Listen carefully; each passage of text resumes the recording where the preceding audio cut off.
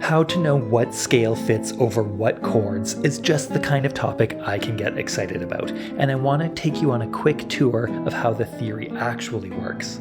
But then I'm going to give you a really easy way to find the answer without memorizing or calculating anything. You basically just go like this, then this, and then when you need to, you go like this. But of course it only works if you know what you're looking for. And then we'll get a little bit more into some advanced concepts like key changes and scale substitutions. So grab a cup of coffee or beverage of your choice, and we'll check out the basic theory of chords over scales. If you know your theory really well, then it's a relatively simple matter to identify the key of a set of chords in most cases, because there are these little clues and patterns we can use to get oriented.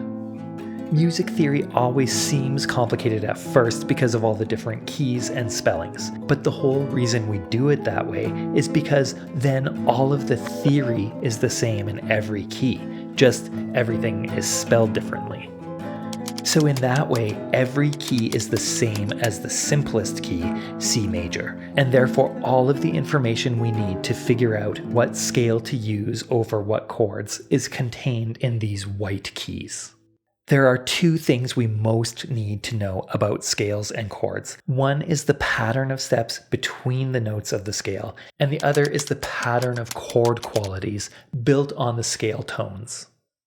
So every major scale in the world has this same pattern of steps, and we can just call the scale degrees 1, 2, 3, 4, 5, 6, 7.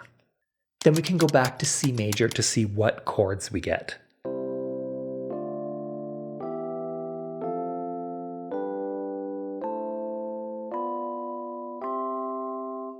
That means that this pattern of major, minor, minor, major, major, minor, diminished is true for every other major key as well.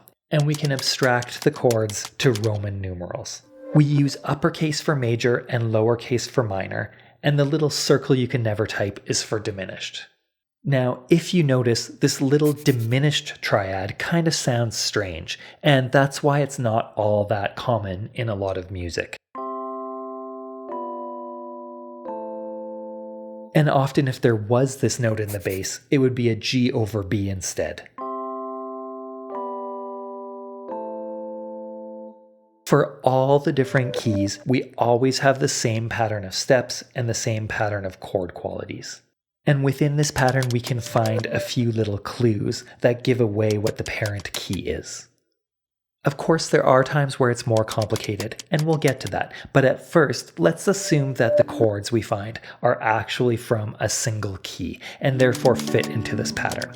We can take whatever information we do know and then solve for the rest. Here's a sort of classic chord progression. Now, this is the step that is harder when you're starting, because you might not see the telltale clues so easily. But here we have three major triads, which seems like it should fit, and if it does, then there's only one way. And the fastest way to find it is to look for these two major triads in a row, built on scale degrees 4 and 5. So it must be that G is 4, A is 5, and that means that D is 1 and B minor is 6. So over this progression, we could use a D major scale.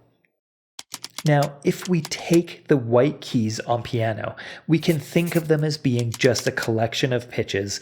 None are more or less important. But when we call it a C major scale, that means we're basing them around the C.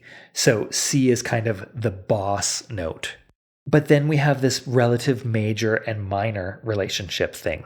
And the relative minor of C major is A minor. They're relative because they share the same pitch collection of white keys. But now we're hearing A as the boss note. But we could equally well do this with any of the notes. And so that's what the modes basically are. They are different ways of using the pitch collection. Now, I'd love to get into the modes at a more granular level, but for this, I'm essentially proposing that I can get you to the right parent scale or pitch collection, which is what my circle of fifths trick will do for you also. So say we find a progression like this. And so I see this G sharp minor and a minor triad with a major triad a half step above. And that's a tell that it must be scale degrees 3 and 4 from the parent scale. And the A and B are another giveaway, so it's basically E major. But the way the chords work, it sounds like G sharp is kind of home base. And so that means that technically we're in G sharp Phrygian. But if you just know to use the E major parent scale, then it's the right collection of notes, and you just have to use your ears to make it sound like it's based around the G sharp. Another example is this, just A minor to B minor back and forth. Now this is sort of a classic Dorian chord progression, and it's easy to find the parent scale because there's only one place with 2 minor triads separated by a whole step. So it must be scale degrees 2 and 3. So we can use the pattern of steps and count down one more to find the parent scale is G major. But this chord progression doesn't even have a G chord, and it really sounds like A is the main note. And so it's actually G major from A to A, which we call A Dorian. But it comes from the parent scale G major. If we add sevenths to the scale tone chords, we can easily see that another bit of a giveaway is if we have a dominant 7th chord, because we only find a dominant 7th chord on scale degree 5. And then we do see lots of dominant 7ths, but it's a little different for blues and for some other dominant 7th chords that don't seem to fit this pattern. And we'll talk a little bit about that later when we're checking out a few scale substitutions.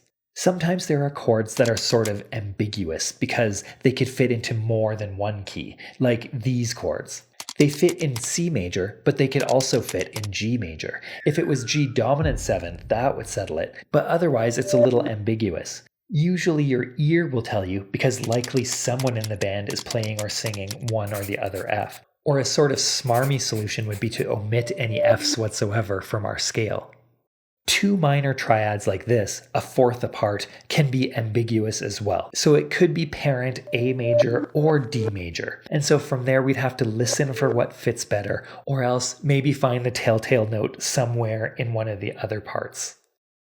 Now let me just show you this little off-label use for the circle of fifths, and with it you'll be able to see everything we just talked about in every key at a glance. We know that in C major we have these chords, and I'm just going to be a little bit mean to the diminished chord and say that all of the other chords are the 6 main chords, and we're going to sort of ignore diminished for now. So we have the 6 main chords of C, and here's the key of C on the circle. Did you spot it yet? Here's the 6 main chords of C major, and then look at this quadrant of the circle. We find C in the middle, and then D minor, E minor, F, G, A minor all around it. Or same if we thought of it as being A natural minor. And so instead of all those horribly dry calculations I made you endure earlier, we can just see if the chords fit into a quadrant of the circle. Now let's use this trick to visually analyze our previous examples. We started with this progression, and if we look at the circle, we find them all in the D quadrant. No problem. For this one, we had these 3 chords, and if we plot them, we'll find that they're from an E major parent scale, even though there's no E chord. Here, if we plot the 2 chords on the circle, we'll see that it's from a G major parent scale. If we want to see the 7th chords, we'll have to memorize the pattern ourselves. But if we start with the 3 minor 7 chords, they're all the same, and they're all minor 7. And then the tonic chord of the key is a major 7, and 1 step clockwise is the dominant 7th chord. 1 step counterclockwise gives us the 4 chord or subdominant, which is a major 7th. This one, we found it could fit in 2 different keys, and using the circle, we can see why. They only span 2 columns, and so there are 2 quadrants they could fit in, the C quadrant or G. Sometimes music changes key, and if it's sort of a direct key change, we can likely just identify a place where the chords stop being in one key and change to another. In this case, we'd want to change scales at that time. And so if we had sort of a clear-cut case like this, where part of it is in E major and the other is from A major, we would just change scales at that point in the progression.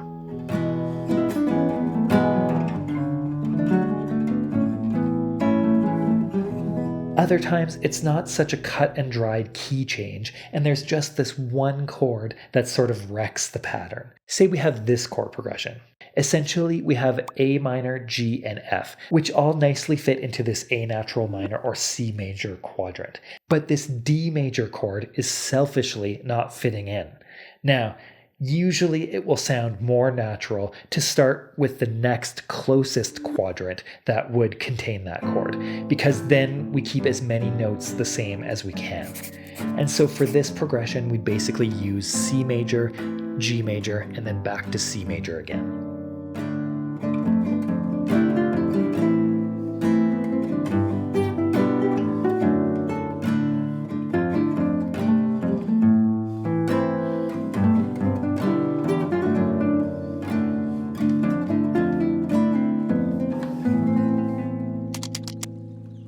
Another thing to look out for is mode mixture, which most often means borrowing chords from the parallel minor key to use in the major key. So let's say we find all these chords that fit into the G major quadrant perfectly, but then there's these sort of outliers like this C minor or E flat or F.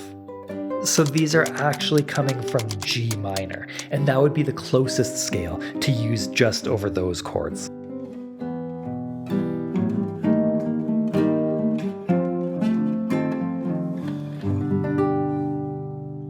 Another example is, say we have this clear-cut E minor key where all of the chords are nicely in the quadrant, except for this one random seeming F major 7. Now we want to stay as close as possible to E minor, so we can move just one quadrant over to get C major. Now it turns out we'd call that F Lydian, but the main thing for today is that it's from the C major parent quadrant on the circle. And then there's this whole thing about dominance in minor. I already have a little video about this, and so I'm going to gloss over this a little bit and just say that in minor keys, we often find a dominant 7th chord built on scale degree 5. In A minor, that would be an E7 chord. Now the thing is, E7 has G sharp in it, and so that's basically why we have harmonic and melodic minor, is so that we have a scale that accounts for the 5 chord. The basic approach is to use natural minor most of the time, and then on the E or E7, we switch to the A harmonic minor. And I want to give you a little bit of information about substitutions, and first we'll try to find some that actually make it easier for once. Some of the tricky situations we've looked at could be sort of solved by using a pentatonic scale, either major or minor, but if we're lucky, it could leave out the exact notes we're trying to deal with. So for this example, we could use just a minor pentatonic or blues scale for the whole thing, and it doesn't have any Fs to conflict with the F sharps or F naturals in the chords.